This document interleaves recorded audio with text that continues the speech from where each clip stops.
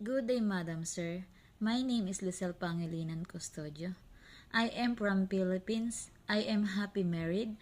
I have 3 daughters, ages 19, 12, and 10. I am high school graduate. My hobbies are cooking and baking. I am a housemaid in the Philippines 2 years.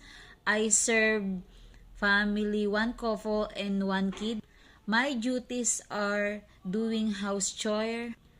I want to work in Hong Kong because I want to give a better life and a good future of my 3 daughters. I am willing to take good care of a newborn, kids, or elderly. The things I can do to take good care of the children is to play with them and sing with them like Twinkle, twinkle, little star, how I wonder what you are. Up above the world so high, like a diamond in the sky.